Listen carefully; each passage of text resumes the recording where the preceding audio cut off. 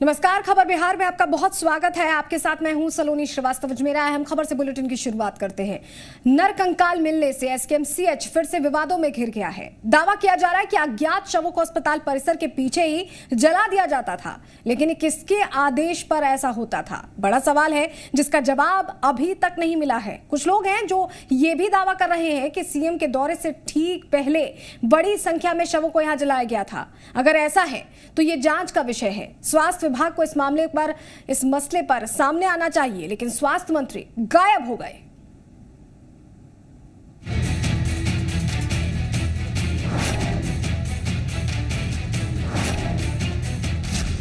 SKMCH में मिले नरकंकाल के अवशेष कहां से आए?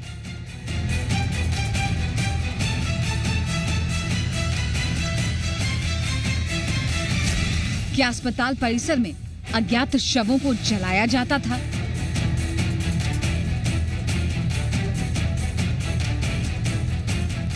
क्या जिला प्रशासन को नरकंकाल मिलने की जानकारी नहीं थी?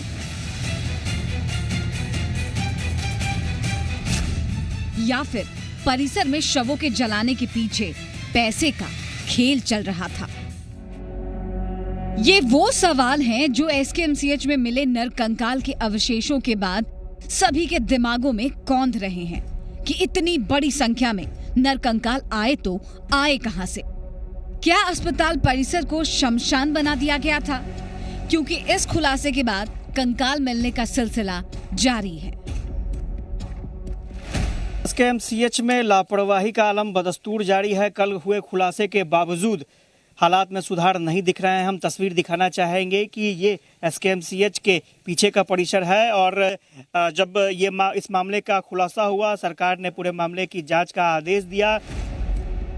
दावा करने वाले तो यहां तक दावा कर रहे हैं कि जिस दिन सीएम का दौरा था उससे ठीक पहले बड़ी संख्या में अस्पताल परिसर में लाशों को जलाया गया। अस्पताल प्रबंधन का दावा है कि ये जितने भी बॉडी थे वो लावारिस लाश थे, जिसको यहाँ पर डिस्पोज किया गया था, जलाया गया था। सीएम साहब के हवाई के ऊपर सर 12 घंटा पहले सीएम साहब आने वाले थे। उस दिन एक पिकअप सर लाश लाया गया और ऐसे ही करके जलाया गया। उधर इस मसले को लेकर अब सियासत तेज हो गई है। सवाल स्वास्थ्य विभाग की कार्यशैली पर किए जा रहे हैं कि स्वास्थ्य विभाग कर क्या रहा है। कि इसका मतलब है कि मौत की संख्या को छिपाने के लिए अस्पतालों में इस तरह का खेल हो रहा है। और देखिए, नीतीश जी के राज में आप देखिएगा लगातार इस तरह की घटनाएं हो रही हैं। नरकंकाल मिलने से भी चर्चा हुई है, लेकिन इसके भी जांच के आदेश दे दिए गए हैं। इसको सेंसेशनल करना सही नहीं है। सवाल सरकारी सिस्टम पर उठ रहे हैं, जिसे लेकर सियासत तेज हो गई है। विपक्ष सरकार से सवाल पूछ रहा है, लेकिन सत्ताधारी पार्टियों के पास सवाल के जवाब मिल नहीं रहे। जब बिहार के हित में एकजुट होकर काम करने और परफॉर्म करने का वक्त है तो लोग राजनीति करते हैं। ये दुखद पहलू है। सरकार निर्दयी है, बेरहम है एकदम, और बेवश हमको लगता है कि वो कुछ कर नहीं सकती है। जनता को खुद जगना होगा। सियासत अपनी जगह है, लेकिन जो लापरवाही एसकेएमसीएच में देखने को मिली है वो किसी भी कीमत पर बर्दाश्त के काबिल नहीं। क्योंकि सवाल कई और भी उठ रहे हैं कि कहीं इस आड़ में कोई और काम तो नहीं किया जा रहा था। लेकिन दिलचस्प बात यह है कि अगर कोई बाहर से भी शख्स किसी बॉडी को लाकर यहाँ फेंक कर चला जाए तो भी ये पता नहीं चल पाएगा, आइडेंटिफाई नहीं हो पाएगा कि आखिर वो लावारिस बॉडी थी या किसी नॉन इंसान की बॉडी थी। कैमरामैन फिरोज के साथ आशुतोष चंद्र, जी मीडिया, मुजफ्फरपुर। मुजफ्फरपुर में एसकेएमसीएच परिसर में मिले नरकंकाल को लेकर अब कई सवाल उठ रहे हैं। हालांकि इन सवालों को लेकर एसकेएमसीएच प्रबंधन लगातार पल्ला झाड़ रहा है। अस्पताल प्रबंधन तो दावा यहां तक कर रहा है कि शव वहां कौन जला रहा है इसकी जानकारी उन्हें नहीं है, क्योंकि जिस जमीन पर नरकंकाल मिले हैं वो जमीन अस्पताल की नहीं है। तो फिर किसकी जमीन है? आखिर इस रहस्य के पीछे क्या है? सरकार, जिला प्रशासन कुछ बोल क्यों नहीं रहे हैं? नरकंकाल मिलने के पीछे का रहस्य क्या है? अस्पताल प्रबंधन ने मसले से क्यों दूरी बनाई? क्या पुलिस की लापरवाही है इसके पीछे?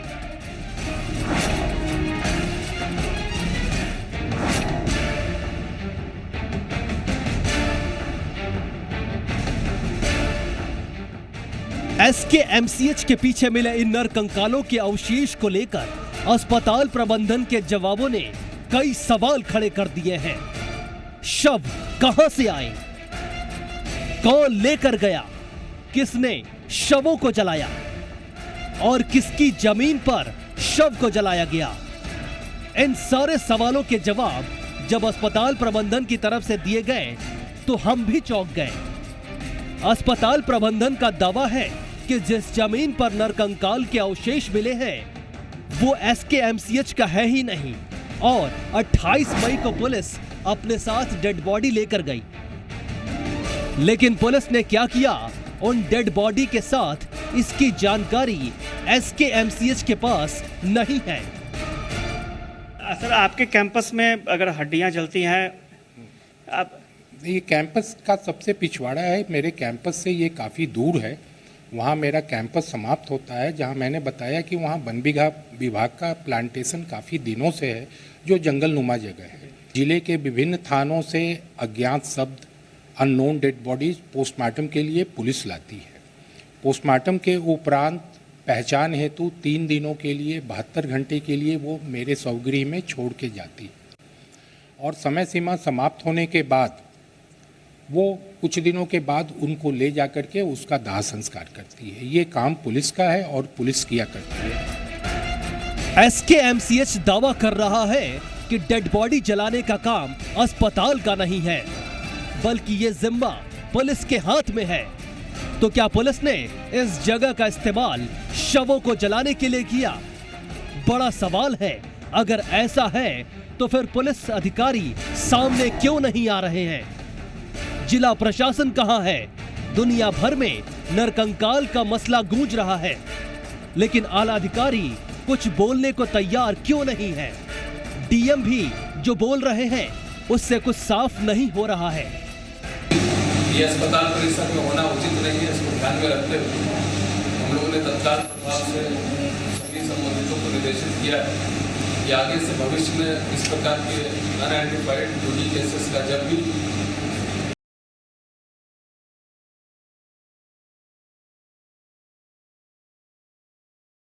आगे से किया जाए। जिलाधिकारी जांच रिपोर्ट की बात कर रहे हैं, लेकिन सवाल तो वही का वही है कि पुलिस की जिम्मेदारी अगर शव जलाने की है तो फिर शव को अस्पताल के पास कैसे जलाया गया?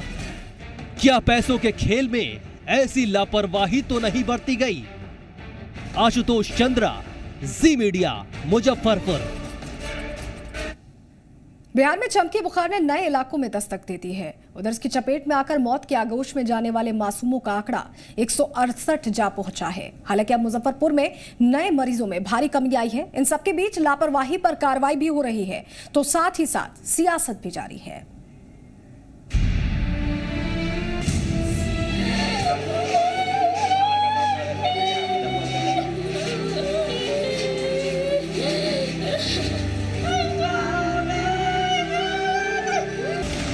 कई और जिलों में फैला चमकी बुखार।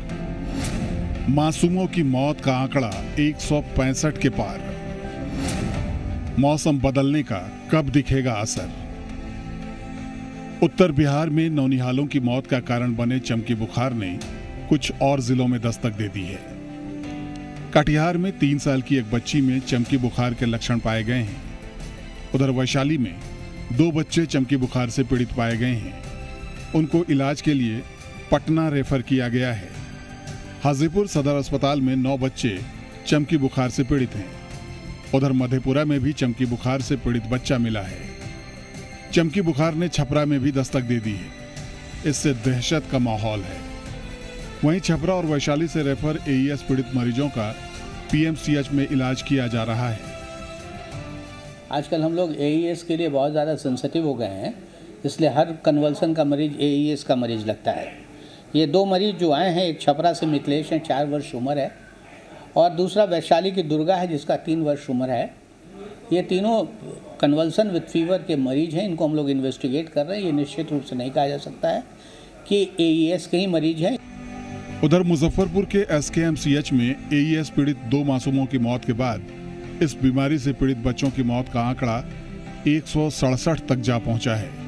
हालांकि माना जा रहा है कि मानसून की बारिश ने बीमारी की रफ्तार पर ब्रेक लगा दी है। नए मरीजों में भी काफी कमी आई है। वहीं SKMCH में senior resident doctor Bhimsen Kumar को ड्यूटी में लापरवाही बरतने के आरोप में निलंबित कर दिया गया है।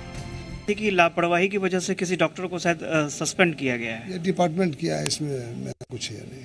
मतलब वो डॉक्टर यहाँ पर डिप्यूटेड थे अभी। क्या सर उनके बारे में कुछ डिटेल्स पता चल सकता है कि डिपार्टमेंट बताएगा उनको किस चीज़ के बारे में किया। लेकिन डिप्यूटेशन था यहाँ पर। डिप्यूटेशन में PMC से डिप्यूटेशन में आए थे जी। और आप लोगों को क्या डिपार्टमेंट की तरफ से सूचना दी गई? सूचना क्या, उनका लेटर है जो उनको सर्व कर दिया गया। उधर चमकी पर सियासत भी जारी है। RJD की ओर से पटना में राजभवन मार्च निकाला गया। हालांकि इस मार्च को पुलिस ने आयकर गोलंबर पर ही रोक दिया। उधर RJD नेता रघुवंश प्रसाद सिंह ने स्वास्थ्य व्यवस्था पर गंभीर सवाल खड़े किए। नीतीश कुमार जी प्रथम गए, इस बार 17 दिन बच्चे मरते रहे तब। इसके पहले और हर्षवर्धन जी आए थे, भारत सरकार के मंत्री आए कि PMO का नजर है, प्रधानमंत्री का नजर है। प्रधानमंत्री रांची में आकर अनुलोम विलोम लोग को सिखा रहे हैं। यहाँ बच्चों का अनुलोम विलोम पैदा करेगा। इसकी जिम्मेदारी कौन लेगा? बताए सरकार कि कौन है जिम्मेदारी वर्षों से बढ़ रहे बच्चे के लिए। एक समय था कई रोगों को हम असाध्य मानते थे। अभी चमकी रोग पर सरकार संवेदनशील है। जो मौत हुई हमारे बच्चों का, ये दुखद है। चाहे एक बेगूसराय में चिन्हित हो या जितना चिन्हित जहां हो, लेकिन सरकार संवेदनशील। चमकी पर सियासी थाप यहीं नहीं थमी। कांग्रेस का एक प्रतिनिधिमंडल प्रदेश कांग्रेस अध्यक्ष मदन मोहन झा के नेतृत्व में मुजफ्फरपुर SKMCH अस्पताल का दौरा करने पहुंचा। कांग्रेस का दल जब मुजफ्फरपुर के SKMCH में पहुंचा तो एक तरफ उसे लोगों के विरोध का सामना करना पड़ा, वहीं दूसरी ओर SKMCH प्रबंधन ने भी वार्ड में बड़ी संख्या में कांग्रेस कार्यकर्ताओं के प्रवेश पर हाथ जोड़ लिए। प्रबंधन की अपील का जब कोई असर नहीं हुआ तो अस्पताल प्रबंधन को मजबूरन कांग्रेस दल के सामने हाथ जोड़ना पड़ा। मुजफ्फरपुर से अरुण श्रीवास्तव और आशुतोष चंद्रा के साथ ब्यूरो रिपोर्ट, जी मीडिया। हाजीपुर लोकसभा क्षेत्र से सांसद पशुपति कुमार पारस और विधायक राजकुमार शाह आज चमकी प्रभावित हरिवंशपुर गांव पहुंचे। यहां पर बुखार पीड़ितों के परिवार वालों ने दोनों जनप्रतिनिधियों को खूब खरी खोटी सुनाई। सांसद और विधायक से स्थानीय लोग काफी नाराज दिखे। LJP विधायक राजकुमार शाह को नाराज ग्रामीणों ने बंधक बना लिया। गांव में बीते 10 दिनों में चमकी बुखार से 7 बच्चों की मौत हो चुकी है। ऐसे में विधायक राजकुमार शाह के देर से आने से खफा ग्रामीणों ने पहले उनके खिलाफ नारेबाजी की, फिर उन्हें बंधक बना लिया। नाराज ग्रामीणों का कहना है कि बीमारी से बच्चों की मौत हो जाती है और विधायक इसकी सुध लेने भी नहीं आते हैं। उधर पशुपति पारस को भी ग्रामीणों के गुस्से का सामना करना पड़ा। हालांकि सांसद ने नाराज लोगों को समझाया। पीड़ित परिवार से मुलाकात के बाद उन्होंने कहा कि जितना संभव होगा सरकार की तरफ से मदद की जाएगी। विधायक के बंधक बनाने की सूचना पर पुलिस फोर्स गांव पहुंची और कड़ी मशक्कत के बाद विधायक को छुड़ाकर रवाना किया गया। तब जाकर पशुपति पारस भी मौका पाकर वहां से निकल पाए।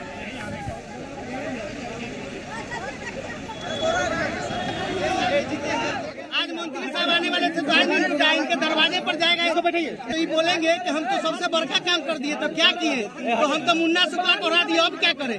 आज नींद टूटा है 3 साल में इनको, तो क्या किए हैं पूरे पंचायत में?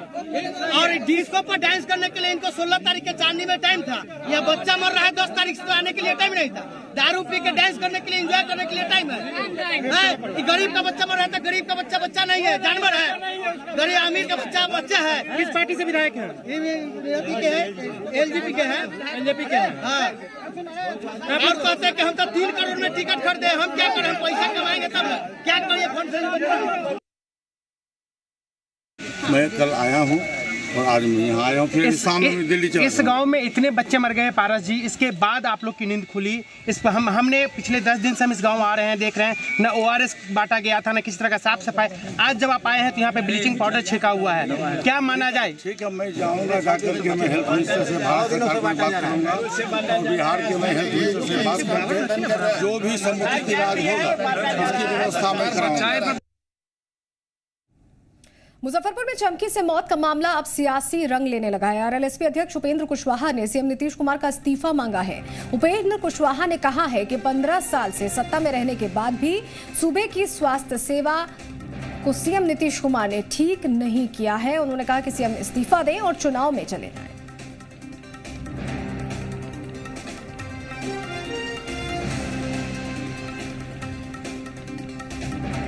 छोटे छोटे बच्चों की जो मौत हुई है या हो रही है, मौत के जिम्मेवार सिर्फ नीतीश कुमार जी हैं, क्योंकि देख रहे हैं कि घटनाएं हो रही है, उसके बावजूद इनकी ओर से आज भी कोई ठोस बात नहीं की जा रही है।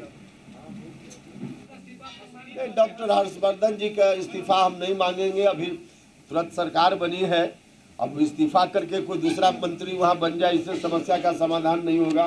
हम तो यह कहेंगे कि स्वयं प्रधानमंत्री जी देखे बिहार की जो स्थिति है, अब कार्रवाई उनकी ओर से भी की जानी चाहिए। इस बीच बड़ी खबर, बिहार पुलिस के मुखिया के खिलाफ साजिश हो रही है। जी हां, ये आरोप खुद डीजीपी ने लगाए हैं। डीजीपी गुप्तेश्वर पांडे की माने तो उनके औचक निरीक्षण से पुलिस विभाग के अधिकारियों और पुलिसकर्मियों को दिक्कत हो रही है और इसलिए वो नहीं चाहते हैं कि वो यहां रहें। डीजीपी के इस आरोप से कई सवाल खड़े हो रहे हैं कि क्या पुलिस विभाग के अंदर भी राजनीति चल रही है, यहां डीजीपी खुद सुरक्षित नहीं है।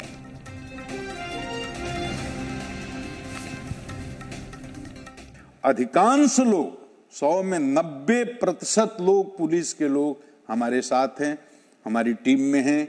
वो बिहार को अपराध मुक्त बनाना चाहते हैं, वो बिहार को शराब मुक्त बनाना चाहते हैं, वो बिहार की जनता के प्रति अपना कर्तव्य निभाना चाहते हैं।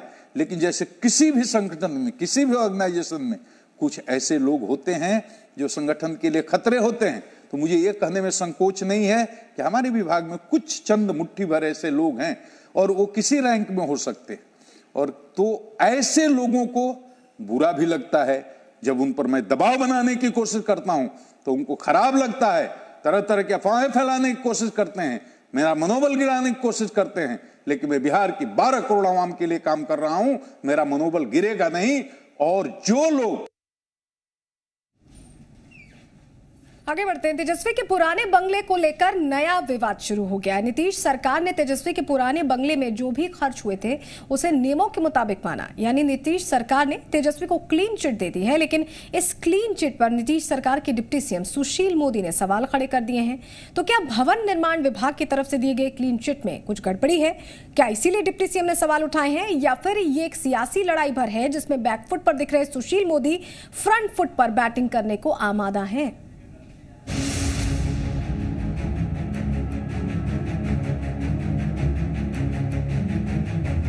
इसको क्लीन चिट मानना सही नहीं है। उनके संतुलन के पूर्णतः बिगड़ जाने का पुनः एक बार द्योतक। पुराने बंगले पर नई सियासत, सरकार के क्लीन चिट पर नाखुश हुए डिप्टी सीएम। क्या सरकार के फैसले पर सवाल उठा रहे हैं सुशील मोदी? तेजस्वी यादव के पुराने बंगले पर नई सियासत जारी है और नई सियासत को जन्म दिया है भवन निर्माण के क्लीन चिट ने, जिस पर डिप्टी सीएम ने सवाल उठाया है। यानी तेजस्वी को जो राहत नीतीश कुमार ने दी है वो डिप्टी सीएम के मुताबिक गलत है और डिप्टी सीएम के सवाल का समर्थन बीजेपी ने किया है। एक नया गाइडलाइन जारी करना पड़ा भवन निर्माण विभाग को। एक सीमा निर्धारित की गई कि कितना खर्च किस मद में हो सकता है, और शायद इसी गाइडलाइन के अभाव में इस तरह के व्यय हो गए थे। इसलिए इसको क्लीन चिट मानना सही नहीं है। आरजेडी से और आरजेडी के नेताओं से नीति, नैतिकता, सिद्धांत की हम अपेक्षा नहीं कर सकते, तो वो अनर्गल बयानबाजी का सहारा लेते हैं। लेकिन वो उसमें रूल्स वायलेशन है, नॉर्म्स का भी वायलेशन है। और माननीय सुशील मोदी जी डिप्टी सीएम हैं, इसलिए उनकी बात पर सबको भरोसा करना चाहिए।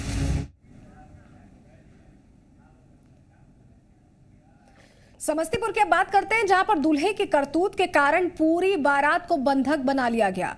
बताया जा रहा है कि लड़की वालों का आरोप था कि दूल्हा जब बारात लेकर दुल्हन के दरवाजे पर पहुंचा तो वो नशे की हालत में था।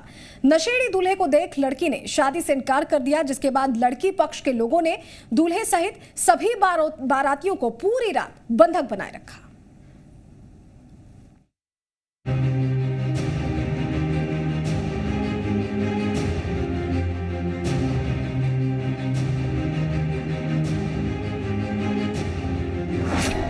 वरमाला के पहले दूल्हा लड़खड़ाया। नशेड़ी दूल्हे को देख भड़की दुल्हन। दारूबाज दूल्हे का हाथ थामने से किया इनकार। दूल्हा सहित बाराती बने बंधक।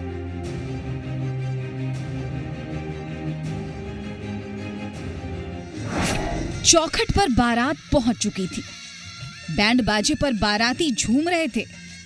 द्वार पूजा और जयमाला की तैयारी हो रही थी और हर किसी को उस पल का इंतजार था जब दूल्हा और दुल्हन एक दूसरे को वरमाला पहनाए। लेकिन उसी वक्त दूल्हे के हाव भाव पर दुल्हन को शक हो गया। जब दुल्हन को पता चला कि दूल्हा नशे में है तो उसने शराबी दूल्हे के साथ शादी करने से इनकार कर दिया।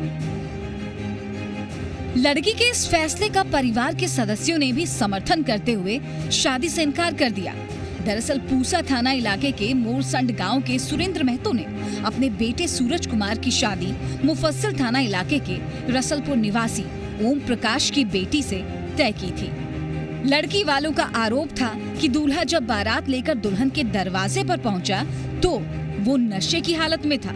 इतना ही नहीं, वरमाला के पहले दूल्हे ने दोबारा शराब पी। जब लड़की पक्ष के लोग दूल्हे के पिता के पास पहुंचे तो उस वक्त उसने भी शराब पी रखी थी। जयमाला होता उस समय ये पता चला लड़का जो है पिए हुआ है। पीने के कारण में भी हम लोग जो जयमाला करवा दिए कि नहीं शादी हो जाए। लेकिन उस समय जब एहसास हुआ कि मतलब लड़का बहुत ज़्यादा पी हुए तो हमारी भांजी जो है वहाँ पे अड़ गई कि नहीं, हम ऐसे लड़के से शादी नहीं करेंगे। लड़का आया यहाँ दारू पी के पलटता है, इसी में यार नहीं हो पाया है। हमको लड़के का जिंदगी उसके करते हैं तो जिंदगी खत्म हो जाता है। इसके बाद लड़की पक्ष के लोगों ने दूल्हा सहित सभी बारातियों को पूरी रात बंधक बनाकर रखा। बाद में ग्रामीणों की पहल पर पंचायत बैठी, जिसमें लड़के पक्ष को शादी में हुए खर्च के 3.5 लाख रुपए जमा करने का फैसला सुनाया गया। लड़का पक्ष के द्वारा सुबह 50,000 रुपए दिए गए, जिसके बाद बारातियों को छोड़ा गया। वहीं 2.5 लाख रुपए लौटाने के बाद दूल्हे और उसके पिता को छोड़ा गया।